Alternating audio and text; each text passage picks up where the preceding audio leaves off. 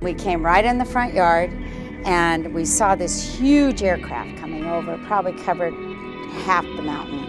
I saw 6 lights over the airport in absolute uniform in a V shape.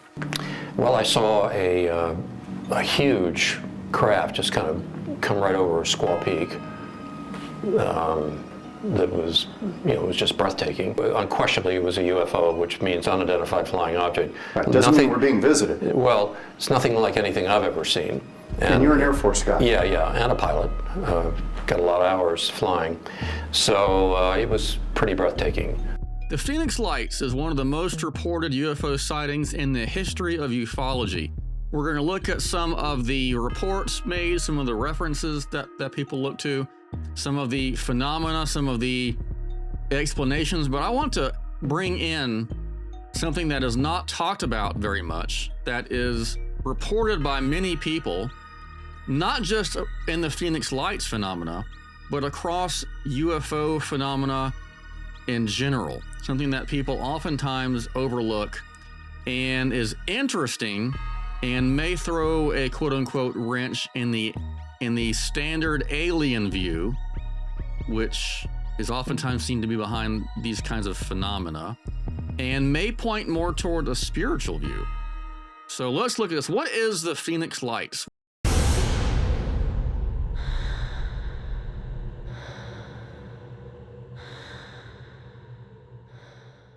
Well, I've been studying this incident for several months now. I've been reading.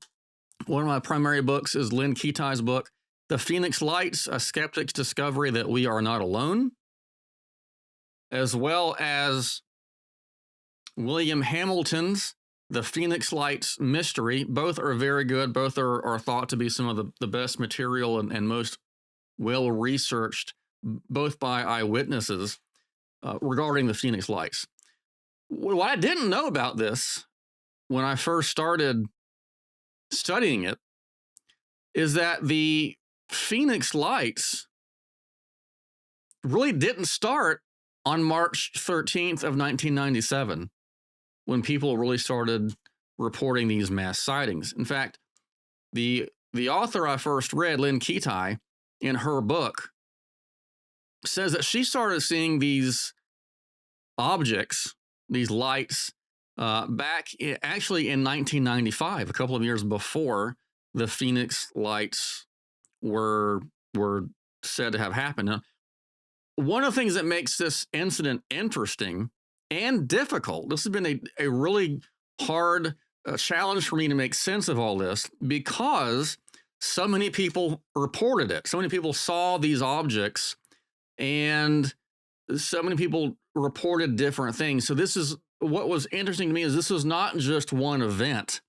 These are several events, many events reported by many people.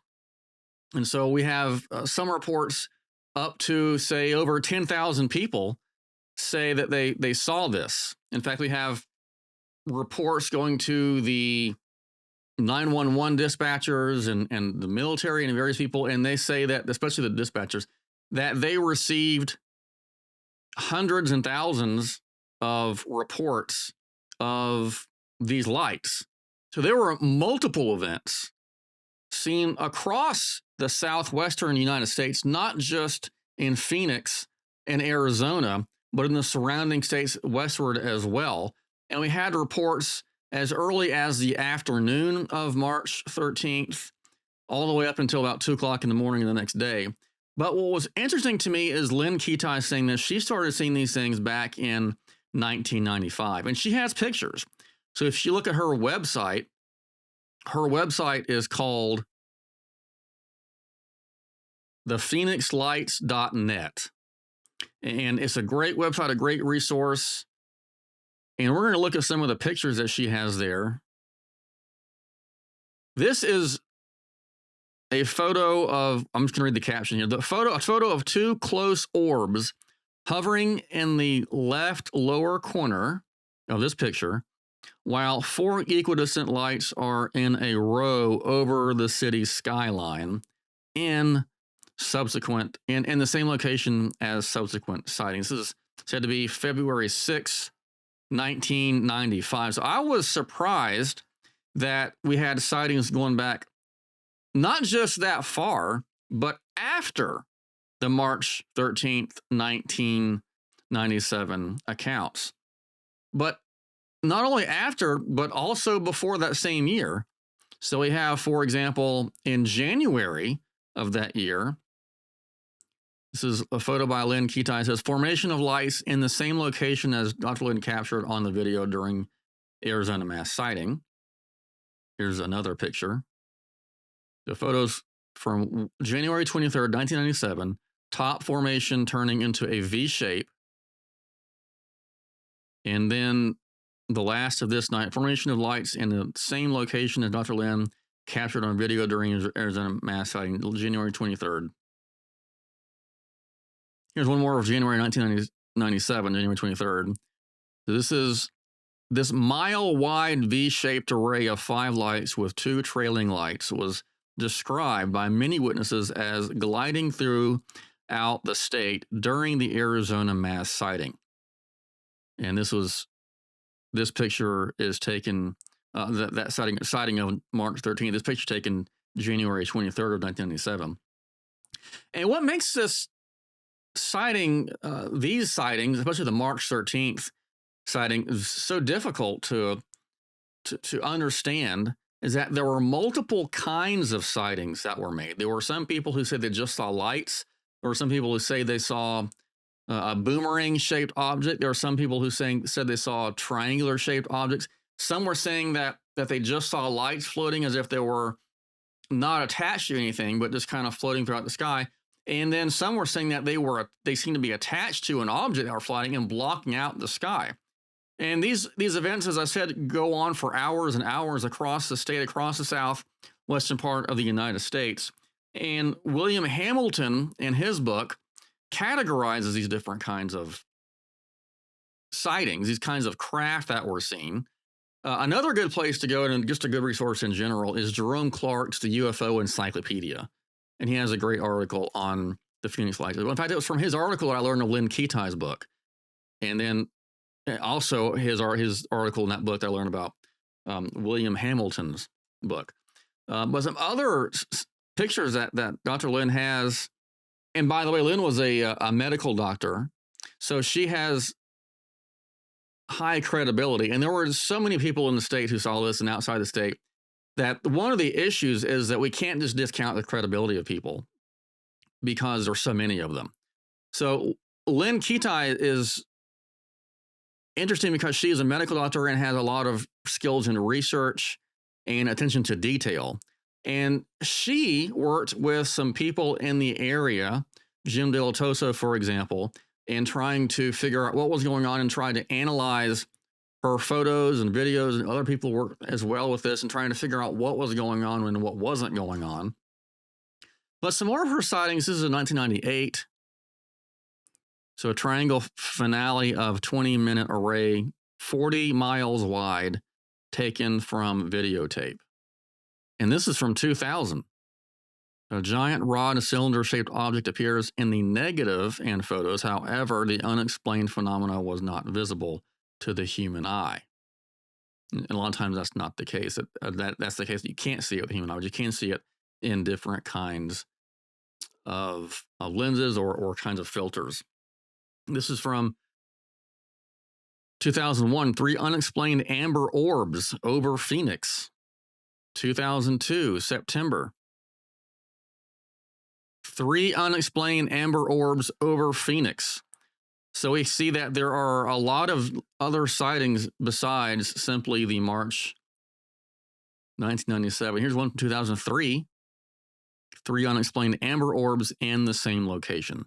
So this is an interesting sighting or series of sightings because we see the same types of sightings, these amber orbs all over the city and around the state, especially with the March 13th sighting. What's interesting about a lot of these sightings is that these craft, unlike many UFO accounts, were said to be going very, very slow. There are accounts of them taking off very, very quickly in a way that we don't have any kind of technology to account for it.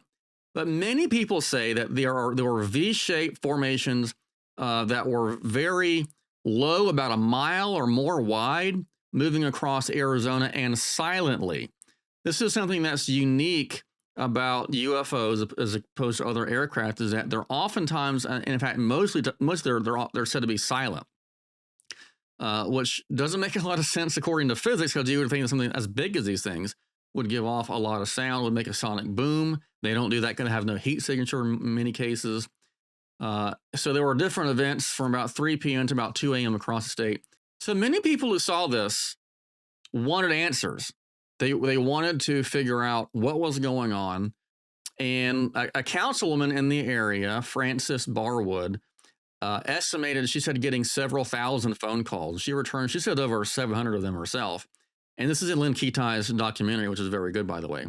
Interestingly enough, the governor at the time, Fife Symington, called a press conference, and he wanted to, I guess, ease tension regarding, he said that people were taking this way too seriously. And he wanted to kind of relieve people of the fear that they were experiencing from what they had seen and didn't know what was going on. And it made a lot of people in the area mad. And now I'll ask Officer Stein and his colleagues to escort the accused into the room so that we may all look upon the guilty party. Don't get him too close to me, please. In the alien costume, the governor's chief of staff. Now, this just goes to show that you guys are entirely too serious. UFO enthusiasts were not amused, especially since the governor was believed to have seen nothing. But now he's coming out. And then years later, I think it was about 10 years later, Governor Symington came out and said that he also saw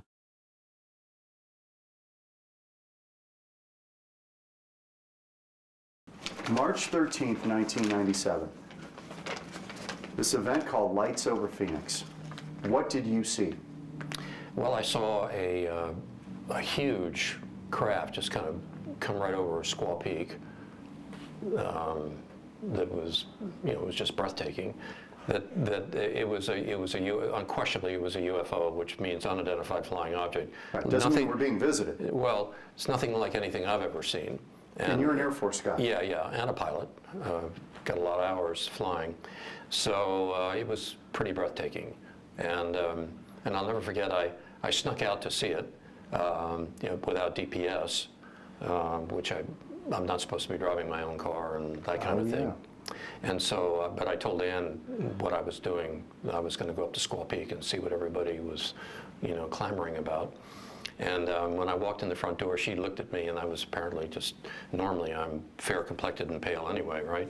And she said, "Oh my gosh," she said, "she looked like a ghost. What did you see?" And I said, "Well, I don't know what I saw, but it was really something, and I'm not going to talk about it."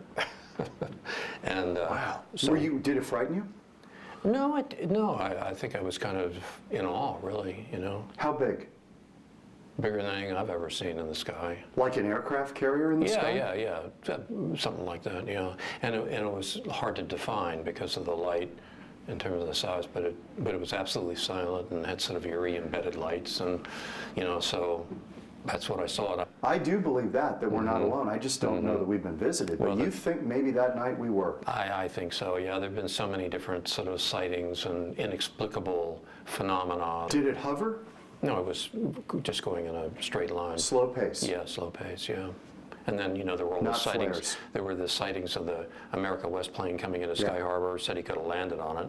It was enormous. Yeah. Like an aircraft carrier in the sky? Is that about as close as I think that's a fair description, yeah. So he too was a witness, and he was an Air Force pilot, so he realized that this is not something that was just ordinarily in the area. Now, there's a Air Force base, Luke Air Force Base, not far from this area, a lot of where all the sightings were. And so many of the explanations revolve around the Air Force. And the Air Force, and I'm in the Air Force, the Air Force has a long and, I'll be generous to say, interesting history with UFOs. And so the explanations centered around the Air Force and what they said they were doing. Now, there were some controversial and contradictory explanations from the Air Force, with some saying that they did not have anything going on that night at that time, and then later on saying that they did.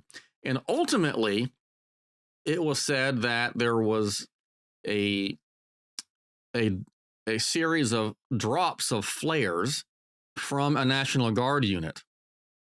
And so the flares became one of the typical explanations of what was going on at this time. And again, remember, these are separate events. So the flares were said to have happened later at night, around 10 o'clock at night. But there were sightings hours and hours before this. And so that doesn't account for the sightings that happened before the alleged dropping of these flares. And two, flares drop. They fall straight down. They might waft a little bit. They let out a bright light and smoke and have a parachute. And so people who have been around flares know that that's just not going, that doesn't really explain their sightings. It might explain if there were flares that were dropped, but that's not what most people are accounting. The flares go straight down, and these lights were stationary or actually moving horizontally across the city.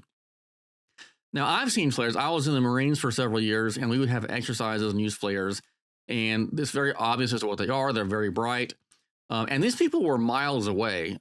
We were right there under the flares when we're doing our exercises, and they were very bright. I can't imagine, and William Hamilton says this basically, that the flares from that distance would not have been that bright. They wouldn't have been stationary or moving horizontally, and they wouldn't have maintained formation. So the response to the flare account is that they just don't make sense. They don't account for all of the sightings across that day, the earlier days with for example, in Kitai's sightings from 1995 or January 97 and follow-up sightings after the 97 events as well. And they just don't fit the data. And so flares just don't fit the characteristics of what people saw throughout that day and that night and subsequent to that and prior to that.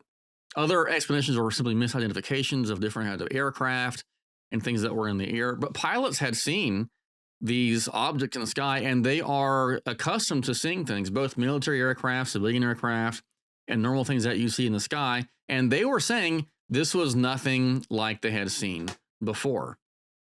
So what was going on in Phoenix and around the area, both in March and before and after these times? Well, this is where it gets really interesting, because in Lynn Kitai's investigations and William Hamilton and other people, I don't think that the military explanation makes sense personally. So I think we can say somewhat definitively what's not going on here. We can rule things out. It's more difficult to say what is going on here, but I think it's pretty quote unquote obvious or telling as to what's not happening. Flares makes no sense. Other kind of aircraft really makes no sense. Too many people who live in the area and are accustomed to seeing these things, seeing flares, seeing aircraft, seeing whatever, are seeing these objects. But what's interesting about this case, this incident, as well as other UFO incidents, is the quote-unquote spiritual aspect that's going on. Now, in my years of research of ufology, one of the things that comes up a lot is that when people have encounters with UFOs, aliens, especially the more closer encounters, people will claim to have gained some kind of spiritual, especially psychic abilities. In fact, last year, I went to the Mothman Festival in West Virginia. It's a festival to commemorate Mothman, which was cryptid sightings of this being that some people described as a flying man and got termed Mothman, basically making him a joke about it being like Batman was a joke, is how it came out by a journalist. And I actually interviewed some of the witnesses to Mothman. In fact, I made videos on that festival as well, and I interviewed two people who claim to be witnesses, and they both said the same thing. All right, I'm here with Linda Sigmund. She is an eyewitness of Mothman. I'm just reading her book. It is called Beyond the Pale Moonlight, a UFO Mothman Encounter. And we were sitting there about 10 minutes, and we saw a light to our right, and it was like a big full moon, and it was a UFO. as far as the Mothman, I think that he's still around. I mean, it left me with psychic abilities. I had them anyway, but I mean, it really What took kind of off. abilities did you develop I'm after that? a psychic empath. Now, all the time that I was in school, I didn't know what to do with that. After my encounter, I became a senior in high school, and I didn't want to go back to school because I could feel the students. I could hear things. I could know things, and I didn't want to go to school. But I managed to graduate, and then I worked at Ohio University, and then I realized that I have these gifts. I've talked to many people, many ministers, and I finally, after all these years, come to terms with. And they say the same thing that Lynn Ketai says, that they experienced spiritual awakenings, as it were, and they both said that they were able to harness more psychic abilities. What was interesting to me about Ketai's research is, I knew a lot about the actual facts of the case. I didn't know about the times that there were sightings before and after March 13th, 1997.